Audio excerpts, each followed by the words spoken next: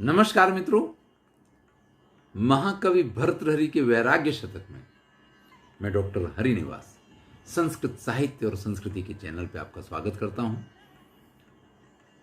भिक्षासी जन मध्य संग रहिता स्वायत्त चेष्टः सदा दाना दान विरक्त मार्ग निरतः कश्चित् तपस्वी स्थितः रथ्या क्षीण विशीर्ण जीर्ण वसनै संप्रोत कंथाधरो निर्मानो निरहंकृति समसुखा भोगैकबद्ध स्पृहा।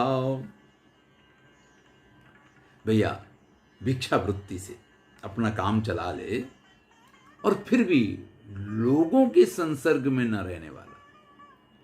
वैसे तो ये पूरा वर्णन होगा तो आपको लगेगा कि आपके शहर में घूमने वाले किसी पागल व्यक्ति की बात हो रही है, लेकिन ये गुणधर्म जो पागल के होते हैं वो ईश्वर मार्ग पे भी जो चल पड़ते हैं ना, उनको लोग बस दीवाना ही कहते हैं। वो भी इस संसार के काम के नहीं रह जाते हैं। संसार के लोगों को तो लगता है कि भाई इससे बड़ा तो कोई बेवकूफ ही नहीं इस दुनिया में पैदा हो। वर्णन करते हैं कि भिक्षा मिल जाए, जो मिल जाए, जैसे मिल जाए, बस सिर्फ वही उसके जीवन का आधार होता है।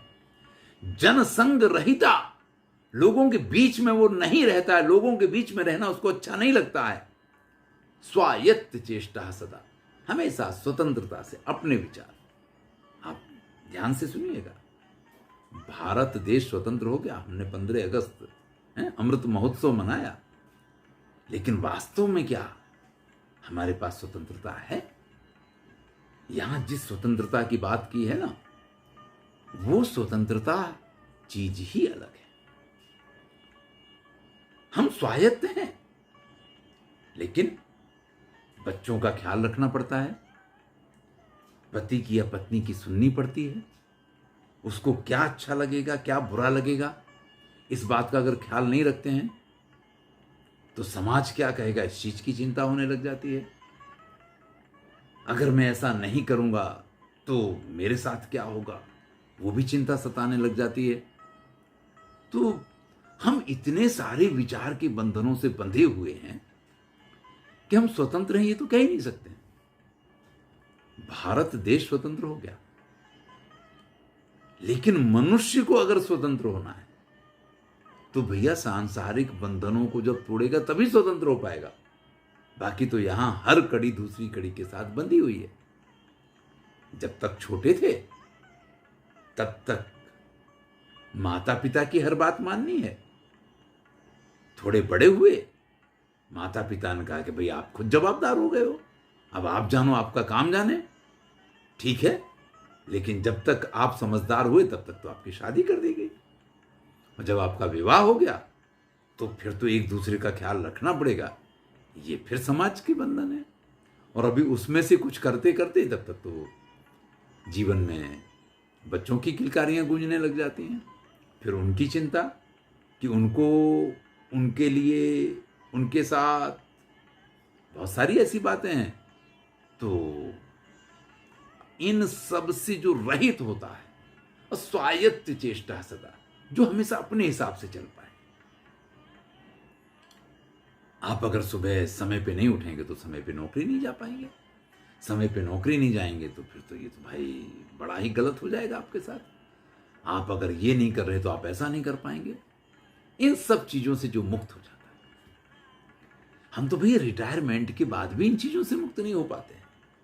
जो लोग रिटायर हो जाते हैं वो कहते हैं हम तो रिटायर हुए इसलिए हैं कि अब हमारे पास उतने ही काम का बंधन नहीं रहा, अब तो हम बहुत कुछ कर सकते हैं। कभी तो पुत्र के पुत्रों को खिलाने में, इस सब में, और वो भी एक आनंद होता है। लेकिन यहां ये कह रहे हैं कि स्वायत्त चेष्टा सदा, जो हमेशा सिर्फ अपने, मुझे आज ईश्वर की आराधना करनी है, आज मुझे और 1 घंटे तक बैठ करके राम के नाम का जप करना है, नहीं कर सकता हूं। क्यों नहीं कर सकता हूं? अरे भैया, समय पे क्लासरूम में जाना है, बच्चों को पढ़ाने जाना है। इस प्रकार की कोई परतंत्रता जिसको नहीं है, जो दान लेने या दान देने, इन सब चीजों में विश्वास ही नहीं करता है, क्योंकि अब ना लेना उसके लिए जरूरी है, ना देना उसके लिए जरूरी है। दान देना कौन चाहता है? जो अपना भविष्य श्रेष्ठ चाहता है। और दान लेना कौन चाहता है? जिसको अपना वर्तमान दान लेकर के सुरक्षित करना है। तो ना तो उसको अपने वर्तमान की चिंता है, ना उसको अपने भविष्य की चिंता है। तो ना उसको दान देना है, ना उसको दान लेना है। तो भैया, कोई ही ऐसा तपस्वी होता है जो सिर्फ भिक्षा मांग के अपना काम चलाता हो, जो लोगों के बीच में रहना अच्छा नहीं लगता है।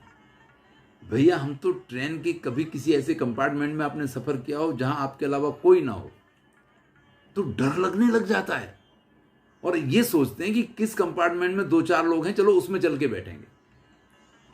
कभी आपके साथ भी ऐसा हुआ होगा। तो हम तो लोगों के बीच में रहने के लिए इतने लालायित रहते हैं कि अगर थोड़ी देर के लिए भी अकेला छोड़ दिया जाए तो हमें लगेगा हम किसी काल कोठरी में आ गए हैं क्या, जबकि पूरे खुले आसमान के नीचे होंगे। लेकिन ऐसे योगियों को, ऐसे तपस्वियों को, जिनको इस चीज की चिंता नहीं होती है, जो हमेशा स्वतंत्र विचार वाले होते हैं, जो दान मान पान सम्मान लेना देना इन सब से मुक्त हो जाते हैं। अरे, मार्ग में पड़े हुए फटे पुराने कपड़ों को उनमें से कुछ लपेट लपाट के कुछ बना करके जो अपना काम चला लेंगे, जिनको ना तो मान है ना अहंकार है, सुख और दुख में जिनको कोई फर्क ही नहीं पड़ता। मैंने कहा था ना कि रास्ता पे घूमने वाला कोई पागल हो, उसके लक्षण आपको दिखाई देंगे। भाई, यही तो खासियत है। जब हम ईश्वर के मार्ग पे चलने लग जाते हैं ना, तो प्रेम में अगर आपको कुछ धोखा मिल जाए तो आप गाते हैं कि ये दुनिया, ये महफिल मेरे काम की नहीं। लेकिन जब आप इस मार्ग पे चलते हैं तो दुनिया ये गाती है कि भाई, ये बंदा जो है ये अब अपने काम का नहीं रह गया, ये तो भगत हो गया, ये तो ये हो गया। नरसिंह मेहता के लिए भी यही सब कहा जाता था। तो भैया, श्रेष्ठ मार्ग पे जब चलोगे ना तो अकेले ही होगे। झुंड तो बकरों के हुआ करते हैं। श्रेष्ठ मार्ग पे ज्यादा लोग नहीं चल पाते हैं, उस मार्ग पे तो बहुत कम लोग चला करते हैं। तो जो मान रहित हो, जिसको अहंकार ना हो, जिसके लिए सुख और दुख समान हो, और एक ही चीज की जिसको स्पृहा हो, एक ही चीज का जिसका मोह हो, और एक ही बात में जिसका मन लगता हो, ईश्वर की भक्ति में, ऐसे लोग बहुत कम मिलते हैं। अगर भूले भटके कभी कोई ऐसा मिल जाए तो भैया, उसका अनादर मत करना। हमारे यहां तो यही कहा गया है, ना जाने किस वेश में नारायण मिल जाए। हम किसी की अपमान करने को, किसी को, मुझे मालूम ही नहीं पड़ता है कि भारत जैसे देश में अस्पृश्यता आ कैसे गई। मैंने संबुक वध के ऊपर जो वीडियो बनाया, क्योंकि वो कथा का एक भाग था, इसलिए मुझे उसको बनाना पड़ा। लेकिन उसके ऊपर जब भी मैं लोगों की कमेंट देखता हूं, लोगों के हृदय की पीड़ाएं देखता हूं, तो मुझे कई बार ऐसा लगता है कि भाई, इस संसार में लोगों के हृदय के अंदर तक ये चोटें पहुंची हैं। किसी को दुखी करना तो मेरा आशय था ही नहीं। जब भी ये वीडियो बनाया, मुझे तो एक कथा का भाग है और उसको प्रस्तुत करना है तो वो करना है। और ये तो मेरा व्रत है कि जिसने जो बात जिस तरह से कही है, उस बात को उस तरह से प्रस्तुत करना आवश्यक है। धन्यवाद। ऐसे तपस्वी कम ही मिलते हैं। मैं हूं डॉक्टर हरि।